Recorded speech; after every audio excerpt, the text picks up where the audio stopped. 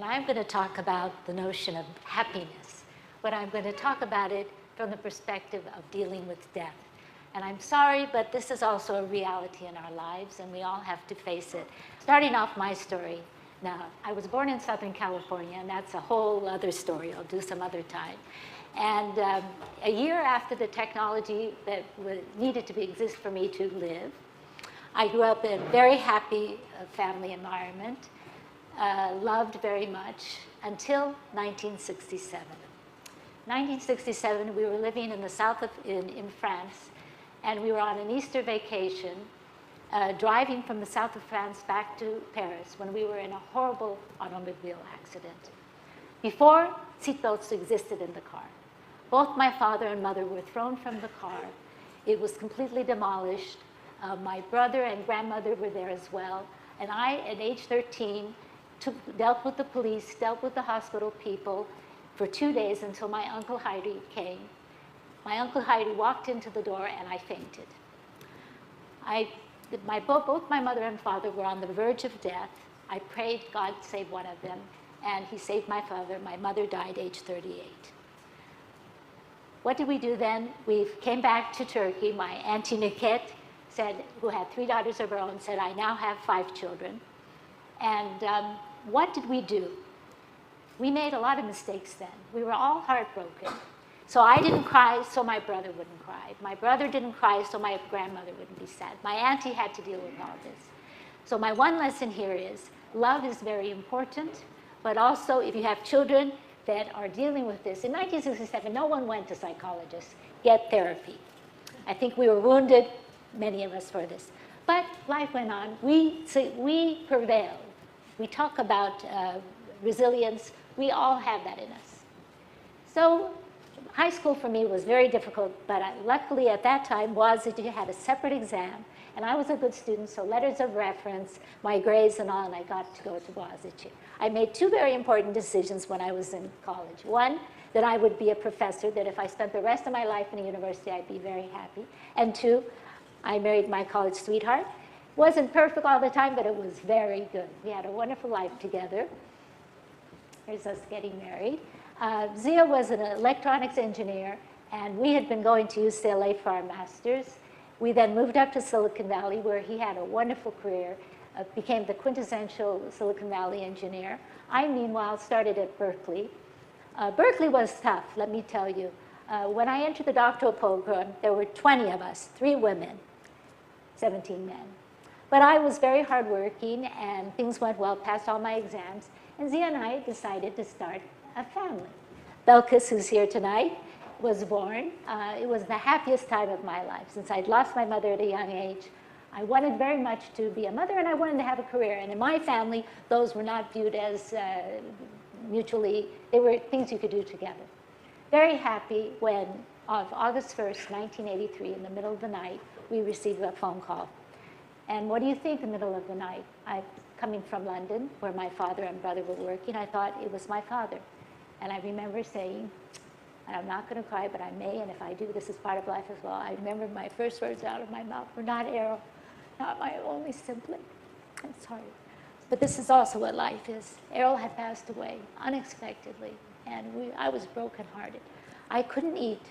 I couldn't drink. I couldn't sleep. But I had this wonderful little baby girl that I was nursing, and so I had to, and life went on. Zia and I wanted to have 2 children, so luckily, Esan was born 2 years later. Meanwhile, I'm still a doctoral student, but I finished my dissertation and graduate. I have a lesson here too. When I was at Berkeley, people always came up and said, Nakiye, how did you have 2 children and finish your doctorate? No one ever came up to me and ever said, how did you complete your doctorate after your beloved brother died? This was another lesson I learned. We don't like talking about death. It's hard to talk about death. But we need to. It's a reality in life. And organizations need to embrace, need to help us. Hopefully in your lives, your professional life and your personal life will always support it. But it doesn't always. So we need to be there for each other. We need to talk about it more. Then we come to a wonderful period in life. I am raising these 2 daughters I love. Zia is doing wonderfully in Silicon Valley. I love being a professor. Very fantastic stage in life.